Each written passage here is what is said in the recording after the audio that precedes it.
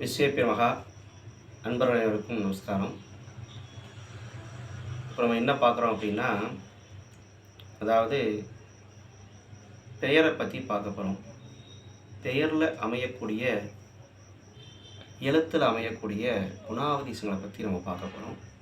அதாவது பஞ்சாங்கத்தில் கூட நட்சத்திர பிரகாரம் என்ன பேர் வைக்கலாம் அப்படின்னு சொல்லி நம்ம பார்க்குறது உண்டு.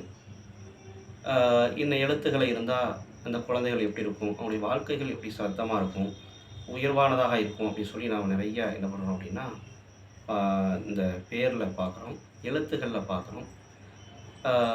இப்போது அதனுடைய குணாதிசயங்களை பற்றி நாம் சிம்பிளாக பார்க்கலாம். அதாவது இந்த ஆ அப்படிங்கிற எழுத்தை முதல்ல பார்ப்போம். இந்த ஆ அப்படிங்கக்கூடிய எழுத்துல எப்படின்னா அந்த குணாதிசயங்கள் எப்படி இருக்குன்னா, லீன் பாடியாக தான் இருப்பாங்க, ரொம்ப ஃபோல்ட்டாக இருக்க மாட்டாங்க. அதே போல் புது நிறத்துடையவர்களாக தான் இருப்பாங்க.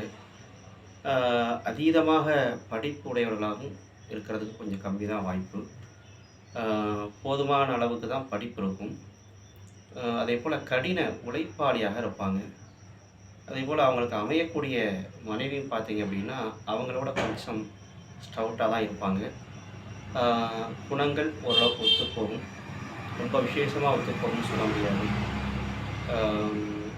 அடுத்து நீட்னஸை ரொம்ப விரும்புவாங்க. நல்ல டிப்டாப்பாக இருக்கணும் அப்படிங்கக்கூடிய எண்ணங்கள் அவங்களுக்கு இருக்கும். எந்த தொழில்னாலும் பார்க்குறதுக்கு சளைக்க மாட்டாங்க. இது ஒரு சாதாரண தொழில் அப்படின்னு நினச்சி யோசிக்க மாட்டாங்க. வருமானத்திற்கு ஈட்டுறதுக்கான வழிகளை அவங்க தேடுவாங்க. உழைக்கிறதுக்கு நல்ல தயாராக இருப்பாங்க. இதுதான் நிறைய சொல்லலாம். இப்போதைக்கு முடிச்சுக்கிறேன். அன்பர்கள் அனைவரும் இதனுடைய கருத்தை சொல்லுங்கள்.